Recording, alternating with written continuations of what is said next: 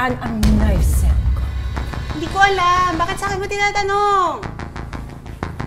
Anong sinabi mo? Hindi ko po alam. Baka po nandun. Ano akala mo sa akin? Bulag, walang mga mata, hindi ko nakita. Baka po nandun. Hindi ko po alam. At hindi ako tumatanggap ng sagot na wala akong alam. Dapat alam mo. Dapat alam mo.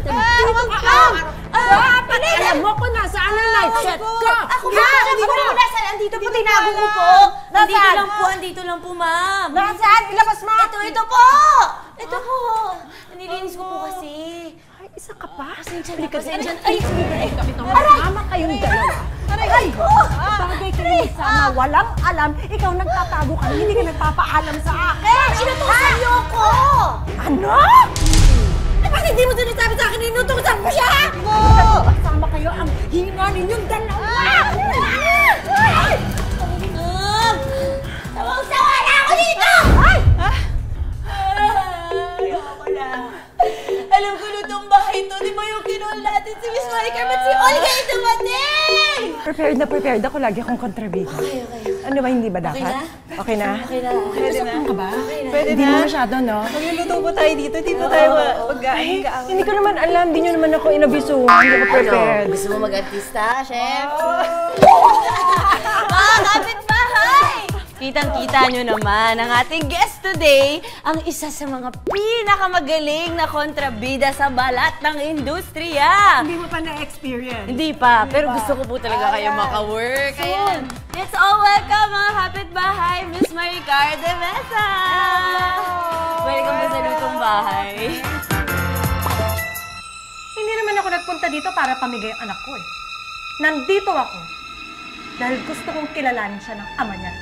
Sino bang makakalimot sa napakagaling niyang pagpanggap bilang si Olga sa teleseryeng Sana'y Ikaw Na Nga? Hindi ako aalis dito hanggat hindi naniniwala sa akin si Carlos Miguel.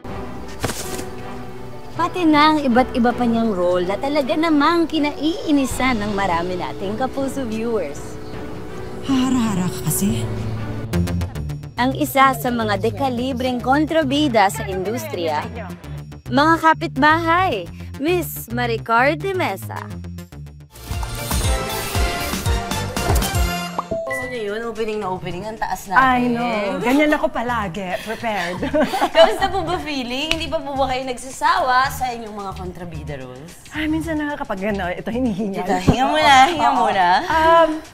Oo, pagka na-offer sa akin na kontrabida ulit, ay, sabi ko, ay, magagalit na naman ako, lalabasan naman lahat ng mga ugat ko. Hindi ako tatahimik hanggat hindi mo pinapaalis tong si Victor dito.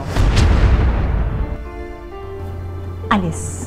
Isa sa mga pinakamahirap na emosyon for me, ang anger.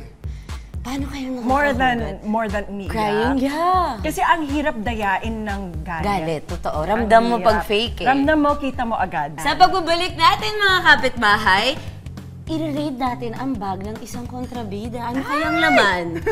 Malalaman natin yan. So huwag po kayong aalis! Welcome back sa Lutong Bahay. Kasama pa rin natin si Ate Maricar de Mesa. Eto na mga kapitbahay, mangangalkal na tayo ng bag ng isang well-known kontrabida. Ano kaya naman? Wala namang kutsilyo, walang weapons. Ito ka, binigla niyo ako ah. Surprise! Surprise, hindi talaga ako aware. Ito, totoo po, hindi ako Talaga aware po, na may bag na rin. pati ang bag ko ay kakalikutin ninyo.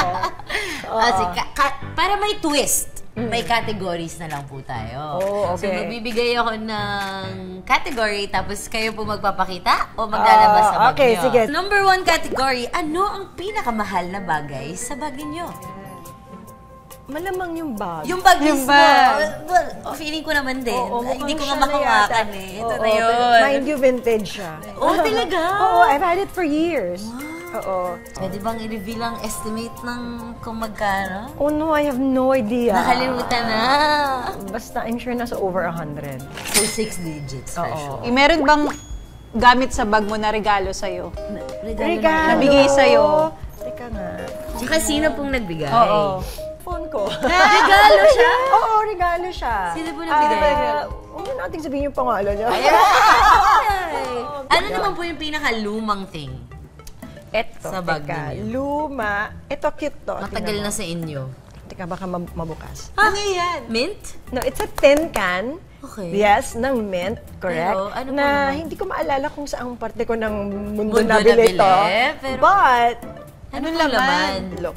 Hindi na mint. Hindi na mint. Ang laman yan, Gamot! yung emergency ba na basic na mga gamot na kailangan natin. Siyempre, kailangan may Band-Aid, Band-Aid. pang Para emergency. ready. And yung mga very basic na mga aspirin, paracetamol. Ng pangsakit ng ulo. Yes. Kasama yan sa ating trabaho. Dapat ready ka. Yes. Ang aspirin daw kasi para hindi umakyat yung blood pressure mo. Pagka galit na galit ka as kontrabida, lalo na pag puyat. Kailangan mo yun. Yes. So that's why lagi ako merong aspirin sa bag. Last silip. Oh, last silip. Maghahanap ako ng Oh, sige. something weird dito, mga kapitbahay. Weird. Weird. May malaking tela, may kumot kayo. Sweater! Sweater! Yes. May pag ganito ako palagi, prepared ako. Kasya to sa hita ko. Hindi ka kasya sa akin. Ano tayo yan? Mira, maluwag yan. I think it's time na maglutuan na tayo. Tara na. Game, Yes, chef. let's go. Tara na Let's sa go. kitchen. I was